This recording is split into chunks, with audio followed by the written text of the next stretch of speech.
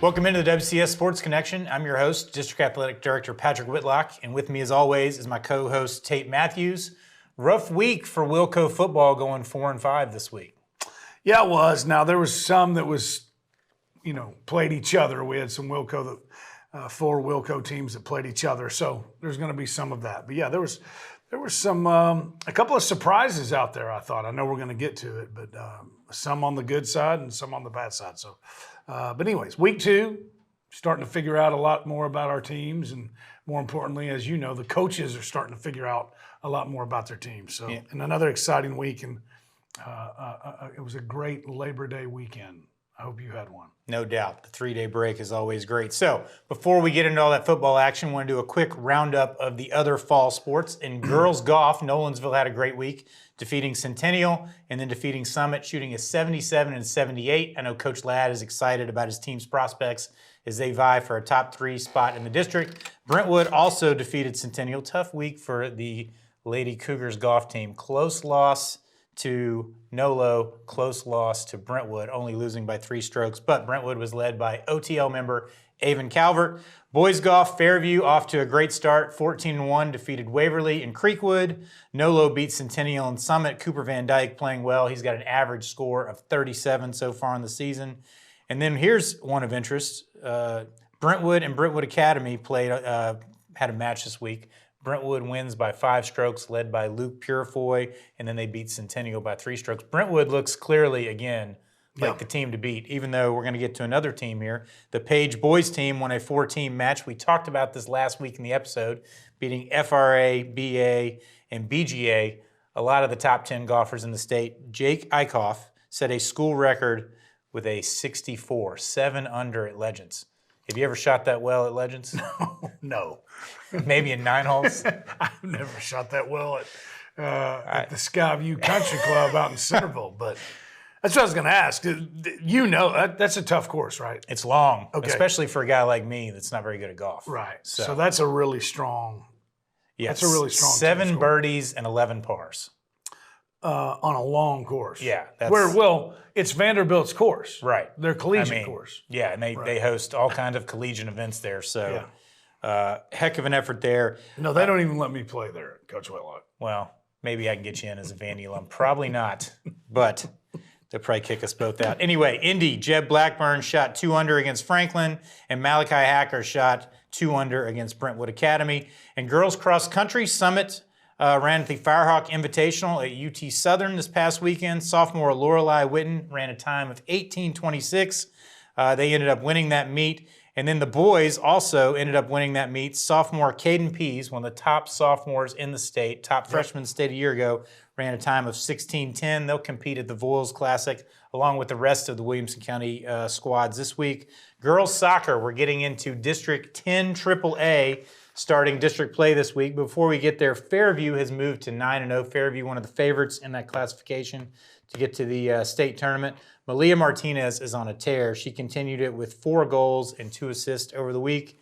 Brentwood beat Lipscomb as Kayla Childs had a hat trick. Franklin is now 6-0. Every time I look at the Franklin scores on Twitter, they come across, it's boat race city in soccer. Yes. It's like 6-0, 9-0. They are just hammering people. Aubrey Gates, Kansas State commit, has 11 goals on the season. That's pretty strong. Indy beat Beach 7-0. Maddie Miller had a hat trick. Nolo Caden Joseph had 3 goals in 2 games, and Morgan Givens had a shutout at Franklin County. And then Summit, I think probably one of the sleeper teams, Summer Riley, Mississippi State commit, had 5 goals and 2 assists and 2 wins against Lipscomb and JP2. She had 3 goals against Lipscomb and 2 goals and 2 assists against JP2. And then volleyball, the match of the week last week, Brentwood sweeps Nolensville. I don't think that really surprised anybody. Obviously, Brentwood has just a ton of Division I talent. We've talked about that before. I still think that could be a state championship rematch as they move forward. Page picked up some wins over Centennial and Summit. So that wraps up the fall sports for this week. Obviously, with getting into district play, particularly in volleyball and soccer, things are going to pick up in a significant way here as volleyball has been playing district matches for a week. A lot of competition in Wilco. Big time, yeah. And I should have looked it up. I'm pretty sure Brentwood beat Nolensville in the regular season in volleyball last year. Man, I feel like I remember that. That wouldn't surprise me. Yeah, Obviously, going to go back and forth, and it's just, I guess, whoever's playing better in early October. Yeah, that's get to right. that state tournament. I think if they meet the state championship, it's either 5 times or 6 times. I think you can probably count on 5 or 6 of these, 4 to 5 more of these this year. You would hate to go 5-0 and then end up 5-1. That'd be a big rough. kick. That'd be a big kick in the teeth. Hey, we've seen it before. All right, on to the football roundup. The battle over there in Brentwood the other night. BA 45, BHS 21. Correct. Yeah. Gavin Strang 15 of 21, 114 yards, 2 TDs. Brentwood Academy gets up 24-0. Brentwood comes back, makes it 24-14 in the half, but just too much for BA in this game.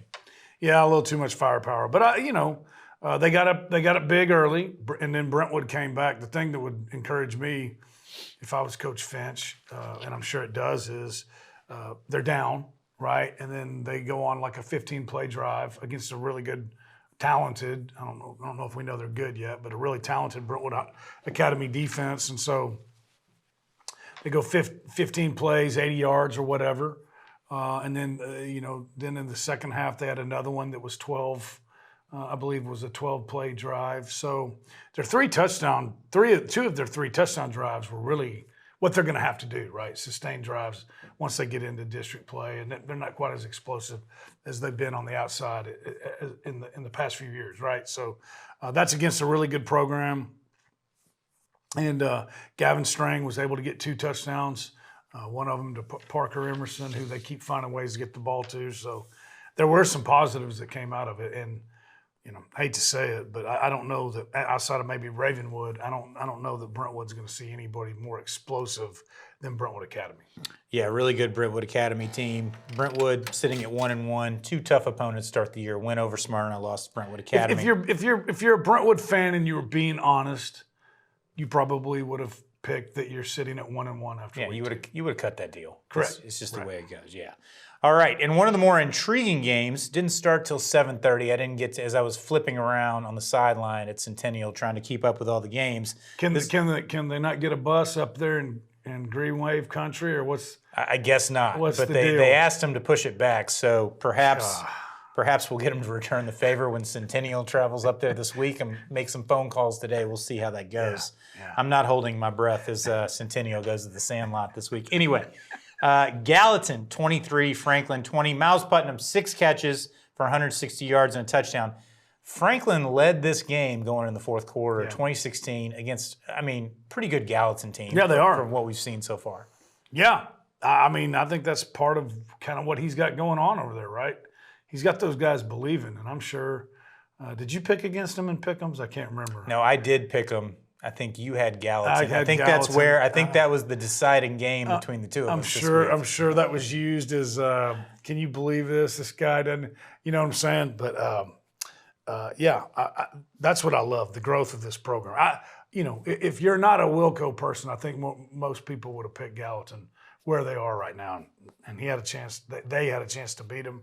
I think the biggest part of that is just the belief that those players have in that program right now. He's got them, he'd have them amped up thinking they could go beat the Vanderbilt Commodores, man. You know what I'm saying? So, I thought there was a lot of good that came out of it they've got a good quarterback. So usually in the fourth quarter with a lot of experience, sometimes that helps. So I know he wanted to put that one away, but a lot of good came out of it, and I just love how they're playing on the defensive side of the ball. Tegan Lee and Justin Ozan, those guys they're always around the ball. It's 11 tackles, a couple tackles for a loss, interception, whatever. They're really playing well. And then Panaya at the running back spot, I think they've definitely found their running back. He had 23 carries, 162 yards, and 2 touchdowns. So a lot to build on in a loss. Yeah, I would say Coach Adkins definitely ahead of schedule. If you would have told me he'd be at this point when he took the job 2 years ago, I'd been like, I don't know. Yep. But he's definitely ahead of schedule. And again, a lot of excitement around the program. You got to keep, there's so many things you got to do as a head coach now, but now you got to fight keeping your kids, man, and not just the private schools, right? So yeah. I think he's done a great job of that. Yeah, for sure. It's definitely not easy, especially when you've been down for a little while. As always, the Franklin student section shows out. they can be 0-10 and they'll still pack that place and go nuts. A lot of respect for them. Nobody got not a line or anything. It was As far as I know, I didn't get any emails over the weekend, so I think we're good. When I wake up to an empty inbox on Monday, it's a win. It's a beautiful thing. All right. Anyway, Nolensville 23, Summit 21. This was our WCTV game of the week, and we've got a heck of a play of the week to show you right now.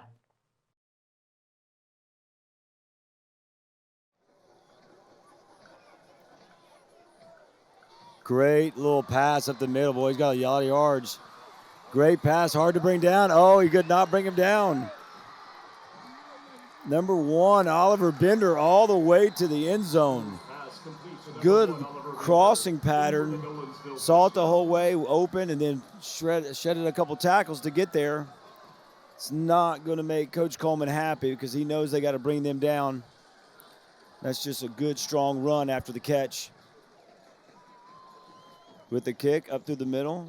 And we have the visitors leading the game with 6:30 left in the first half. Great run. Just you can't tackle a kid like that. He's so tall and strong down by the legs.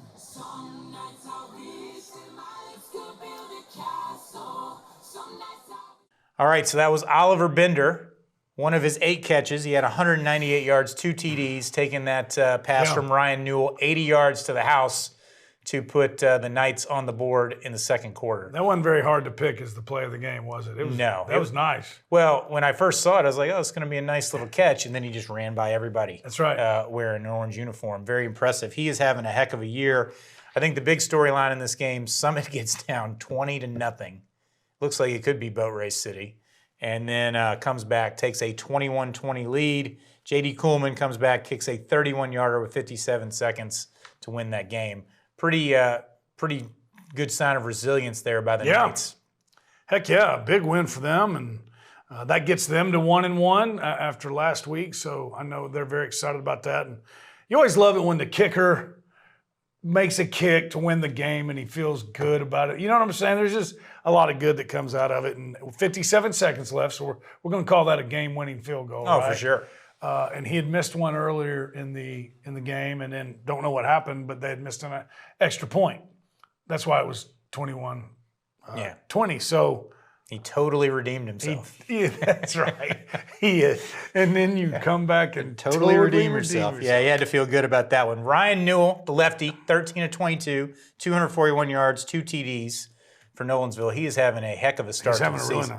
Well, and on that play of the game you just talked about, man, he did what you notice is the run by Bender, right? But the placement of that ball, he had to get it over to the linebacker, but then in front of the safety. I mean, hit him in stride, led him into it. It does, Hey, you just got to put your guys. You don't see that. That's not an easy throw to make that he just made. That was a really good throw, and then Oliver did the rest. I do feel sad though because I think you've seen the last of the orange on orange because with a loss like this, Coach Coleman doesn't particularly love it. And then they wear it and they lose a heartbreaker like this. I don't know. My guess was there was conversation, don't ever ask me to wear the orange on orange again. Well, he did say in the coach's show last week he doesn't have superstitions, but that might change. He does have over the orange. So. Trust me. Michael Crutcher had an 85-yard pick six for the Spartans. That's 3 interceptions in 2 games. Yeah, big momentum changer there. I think I'd be careful about throwing Michael Crutcher. Probably not going to throw in his direction very much. Yeah, it had been 20-7. He takes one to the house, makes it 24-14. Big momentum shift there in that third quarter and gave Summit a chance to win. Heck of a game. Now, what we thought was going to be the game of the week, and look, it was pretty tight through like a quarter and a half. Page 44, Green Hill 21. I was talking to a Wilco assistant this morning.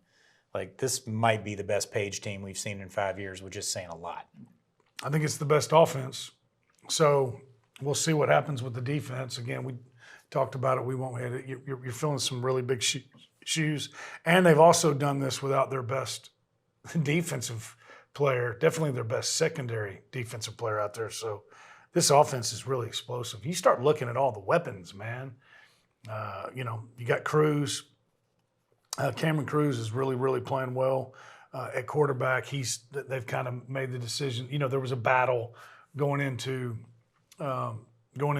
week one, and then he's kind of emerged as the guy. I think he was 14 for 17 this week. Wasn't he like 9 for 11? Yeah, incredibly efficient. He's very efficient. He's got a lot of weapons, and I love what Coach Rathbone told us before the game he was going to do it. But like Drew Rempel, who was in the quarterback battle, he's too good to not have on the field, right? Like, let's get our bus 11 on the field. They're finding ways to get him the ball at wide receiver, running back.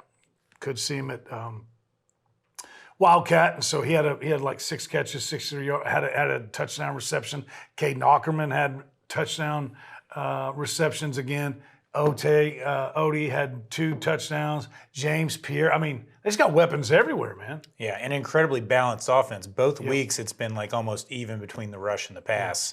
So you really don't know what you're going to do. And is there a more impressive looking offensive and defensive line than what they put on the field? I mean, you're talking about some big boys out there. Without a doubt. And they're also, led by Coach Rathbone's son, Jake Rathbone, but they're good boys, but they're nasty. Yeah. They got a little bit of got that little edge on Friday nights.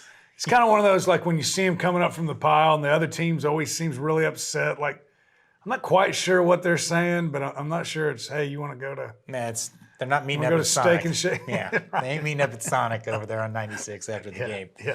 That's for sure. All right, in another tight game, Lincoln County 23, Indy 21. Matthew Horner with another big game, 20 for 38, 249 yards and a touchdown. Hunter Mullen, a name we keep mentioning, had another big game, 7 catches, 75 yards, also intercepted a pass. Really a heartbreaker here for Indy, missing a field goal at the end of the game. But, I still think a lot of positive things out of this Eagle team to start the year. A lot of positive things, and you got to think they're only in their second game back. It's a new, it's an old system, but it's a new system to these guys. None of those guys were on the team then, and they had a chance to win it. And the thing that I would make sure people understand, this isn't Lincoln County of the past 3 or 4. I mean, this is Lincoln County like 15 they're years getting ago, better. Right? Well, they're not that good. That good, yeah, right. but Yeah, they're getting better. They're doing a really good job getting better. So this wasn't the boat race city gimme that it was 4 or 5 years ago, but they had a chance to win it. Horner played really well again. You mentioned Hunter Mullen had a big game. He and Hendricks Harvey now had touchdown receptions again. So obviously that's a really good connection between those 3. And then George Mayberry had another nice game. Eli Garlington had a nice game running the ball, had a touchdown. So lot to build on. Just this one stings because I really think that's one they expected to win. Like if you were looking at before the season, looking at the 10, and we got to get to whatever wins it was they want to get to. Yeah. I would think that was one. Well, it would have given them an excellent chance to start 3-0. That's right. Because they got one this week So that everybody now we got to pick expects them off to somebody get. we weren't planning on winning. Right, but not a region game at the end of the day. Probably not going to make that big of a difference. But knowing Coach Blade, probably a longer weekend than he would have liked. Yes, for sure. All right, Centennial 48, Fairview 22. Now, we both picked Fairview. I took Jameson to lunch on Sunday, and she goes, "Dad, about that pick." Of course. What were you doing? Yeah. And she, of course, is going to rub it in. She's like, "Dad, it wasn't even close. Do you even know anything about football?" I was like, "Well, I know more than you, but that's debatable." Maybe not. Maybe not. So, Malachi Steele, 3 touchdowns. Every time I looked up, this guy was taking one to the house, but none bigger than about under a minute to go in the second quarter. Fairview goes down, scores, cuts it to 14-7. Looks like they got a lot of momentum. Yeah. And a half where they really haven't played that well. And then they just kind of throw a little wide receiver screen out there on the edge, and he takes it 85 yards. Huge momentum killer for Fairview. Fairview cuts it 21-14 in the second half. Centennial answers. Coach Graham goes with the onside kick, and Centennial gets the ball back, makes it 35-14, and that was a wrap. Fairview, it was the speed that beat him here. It wasn't the size. We talked about the size of being, going to 5A versus 3A. It was really just the speed on the edge that hurt the Yellow Jackets this week. Which is good for them, man. This is what they're going to need to see once they get to the playoffs to get to where, if they want to go there in 3A, they're going to have to go through some teams with some speed, right? So good for them. I think it sounds to me like they competed. For everybody I've talked to, they competed. They got outran, right? Yeah, I mean, speed kills. Yeah, It and was just then a little too it's much. always good when you got a burner at Centennial with the last name Steele. Yeah. It just fits because there's been a few of them, right? And they can all run, and so good. I think that's a great win for Centennial, even though Fairview is in a smaller classification or a lower classification. So they've got weapons. And Coach Graham said that when at media day and things like that. But we've got weapons. We're going to find ways to get them the ball. They found a way to get Malachi the ball. Well, he's right. Through 2 games, Centennial averaging 42 points. Yeah. I mean, Fairview obviously won things, scoring 48, but I mean, 39 on a Stewart's Creek team, or excuse me, 36. Right. We're not quite sure how good Stewart's Creek is yet, but They're still, good. Yeah. That's what I was going to say. As the season goes on, people are going to see Stewart's Creek's good. Yeah. And they were right there. So yeah, they're going to be able to score points. And congratulations to Coach. First win as the head coach at Centennial Cougars. So it was a good night. Yeah, no doubt. And then we'll close it out with Ravenwood at Lipscomb. Ravenwood 22, Lipscomb 21. I'll be honest, I was surprised it was this close. Me too. Femi Babalola, 14 of 27, 165 yard. Cruz Kelly led, 5 catches, 67 yards, and Caden Pace on the ground, 13 carries for 52. I thought this would be like at least a 2-score game. I really thought Ravenwood would come out and just have more success than they did. Ends up being a 14-14 tie at regulation. Lipscomb scores in 2 plays. Ravenwood scores in 1, and then Coach Rodriguez just rolls the dice going for 2. I was standing next to Coach Rector at Centennial watching the game on our phone as we were watching the Centennial Fairview game, and I would just kick it, and Coach Rector's like, no, go for 2. So that's why he was a successful high school football coach, and I'm sitting here with you today. But pretty gutsy move by Coach Rodriguez there. It was. I was a little surprised by that. I probably would have tried to stretch the game out. Nonetheless, Ravenwood has looked, solid and a half against Madison Ridgeland Academy, and I think they probably walked away from Friday night not feeling very good about their performance. Well, again, it's always easier to correct those things after a win. I think that probably my guess, which one, that was awesome by Coach Rodriguez. And not only is that something that Coach Rector would have done, early on in Coach Hester's career, that's something he would have done. So he would have done it the other night. Yeah. So that seems to be a trait of the successful Ravenwood head football coaches. Like, hey man, we're going for 2. You score, and I'm with you. I probably would have kicked it too. You scored with 1 in 1 play. Right. Just stretch it out. I feel like you got the momentum. Yeah. So my guess is this, and they're going to be fine. But when you win a huge game like you did week 1 out of state, MRA and all that, this whole new offensive line is new. They're going to be fine, but they're new. And my guess is that probably showed up a little bit more in this Lipscomb game than it did in week 1. So, Caden Pace, 13 carries, 52 yards. That's a lot of carries to get 52 yards for that offense. You know what I'm saying? They were hard carries by him, and good job. And then, missing against a team like that, probably missing the Maverick chance change up. Yeah, still not playing the role that we expect him to play. That's right. So they're not full bullets either. But hey, Lipscomb doesn't have the numbers, but they still got talent. And so get that offensive line where we want it to be, which it will be, and they're going to be fine. Yeah, we really. And again, they're 2-0. Yeah, we really don't know about Lipscomb. They played a tough schedule. Right. They could end up being, in really solid shape as you move through the season. Right. Well, and the defense must have done a good job because Cam Bolivens just torched McCauley in a loss, but torched McCauley last week, and that didn't happen this week. So defense played well. Yeah, for sure. So, all right, well, that's going to lead them to our previews and pick'ems here. So Tate took the lead. He is 13-3 through two weeks. I am 12-4. We both had significant opportunities to make some headway this week, and we didn't. That's correct. I think our Wilco favoritism kind of bit us a little bit. It did. We'll see. So since you got the lead, I'm going to let you pick first. Summit at Brentwood, a region contest this week. What are your thoughts? It's at Brentwood. They're both kind of still figuring out who they are, right? I just feel like Brentwood's a little bit farther along in the process. Stay away from Michael Crutcher, Coach Finch. Just leave him alone. Yeah, keep it on the ground, baby. Yeah. All right. So that being said, I'm going with the Brentwood Bruins. Yeah, I'm going to stick with Brentwood here too. Two defenses that I think have played relatively well. I mean, 45 points against BA, that is what it is. But I still think this will be a relatively low-scoring game. I just think Brentwood's probably got more in the tank offensively. Yep. All right, the next one, Centennial at Gallatin. Man, I hate to do it. I'm gonna have to go with Gallatin in this one. I think it's road trip here. I think Gallatin is probably better than people think. I still don't fully trust Centennial's ability to get stops on the defensive side of the ball. Yep. Gallatin? Yeah, I got Gallatin. Making ears bleed since 2015? Yes. You know what, man? I'm good. A little separation week, because here's what I think. I've seen enough to, yes, I think this is going to be a high scoring. This could be like Stewart's Creek all over, but they're figuring things out. They're getting better. They're going to watch some things from the Franklin film that I think are going to help them. I don't think Gallatin understands what defense is. We're just up there playing PlayStation and trying to get our quarterback as many passing yards as we can get.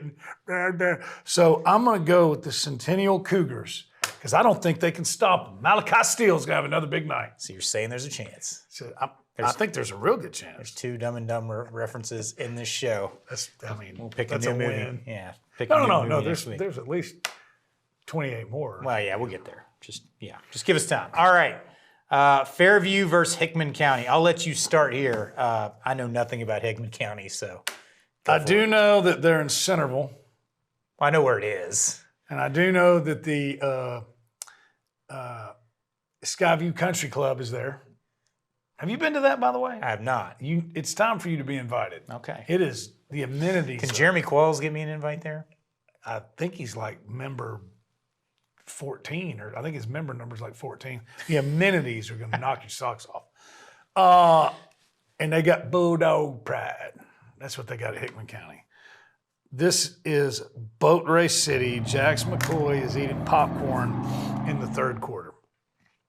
All right. I'm assuming you're going with Fairview. Yeah, I'm going with Fairview as well. Okay. All right. Franklin hosting Shelbyville, another region contest. The schedule's a little weird. There's only 2 region games this week, even though it's a 7-team region. Yeah. I can't quite figure that out, but I don't get to make those schedules. So Right. Franklin hosting Shelbyville. A lot of momentum, I think, for Franklin. I expect them to take care of business here. Shelbyville had a pretty good team last year. Took Page to the wire. I'm not sure really where they stand right now, but I'm going with the beard, Coach Adkins. You like the beard, and he's also. What are the sunglasses that Dion wears? They're a brand. Yeah, I don't know. I can see him. I'm not that hip. The beard wears those too. What are they called? He's young. Fenders or something like that. Shelbyville, don't sleep on Shelbyville. Shelbyville's really good. They're well coached. Coach Dryden does a great job. Former Summit assistant. But I'm with you. I like where this Franklin Admiral team is. I like what Coach Atkins has got going on. I'm going with the Admirals. But I think that one's a close one. Okay. Well, definitely could be. We'll see. Indy versus Columbia Central. You're up. I think I know how this pick's going. WCTV game of the week, by the way. WCTV game of the week. That's good. Is there, running clock, Creed, and then we'll get to go home early. Yeah, and now I know why they picked it. This will be Boat Race City to play against Indy 2.0, or what'd you call it? You called it something. I thought it was Eagle Air. Eagle Air, Indy 2.0, Eagle Air. To play against that, you must be able to line up. If you do not line up, you're in trouble. They're in trouble. Yeah. Boat Race City, the Independence Eagles. They get back in the win column. You can make that across the board. All right. Nolensville at Overton. I get to lead off here. Nolensville. Coach Stidham going 2-1. That's a nice start. Yeah, it is. You take that one. I agree.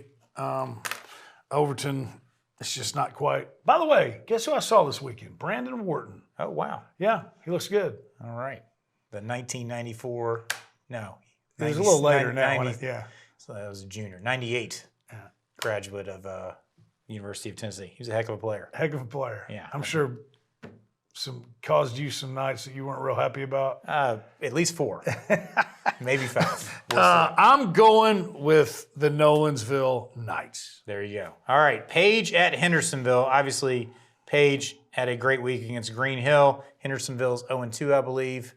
I mean, until somebody slows Page down, I'm not picking against them. Give me the Patriots. I'm with you, man. Hendersonville's one of those teams that whenever you see them, they make me nervous because of what they do offensively with the wing tee. They're a well coached, just a solid program. But Page has got too many.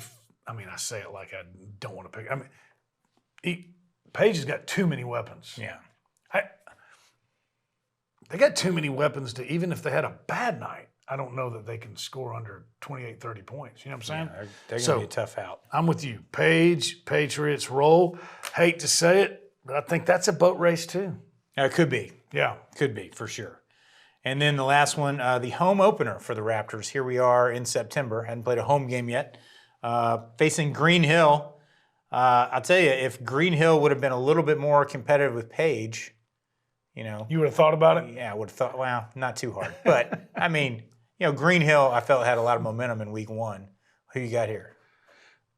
I mean, I got. Am I up first? I lost track. I'm going with Ravenwood. I think you are too. But Ravenwood's defense is just too good. I really got a lot of respect for Green Hill and what they're doing, but they got a lot of good things going offensively too. I think Mav's back. I think we're going to get to see. I think you're going to see the. And don't real get me wrong, Maverick they're chance. fine with what they're doing, but that just is another set of problems. You got to prepare for both. Can you imagine having to say, I got to prepare for Femi? Well, now that's tough enough during the week. That takes up enough of your defensive practice snaps, and now I got to prepare for both of them. Raptor defense is the best in the area. I'm going with Ravenwood. There you go. 3-0. Yep, 3-0. Moving forward with that tough schedule. You might want to. That's an IOU. You might want to hold on to that one. That's a big Okay. one. Yeah, I'm all over it. All right, anyway, that is going to wrap up our show for this week. Obviously, a big week for Wilco as soccer getting into district play and some of these football regions getting into region play. Should be an exciting week and give us a lot to talk about next week. Can't wait. All right, until next time, we'll see you on the WCS Sports Connection.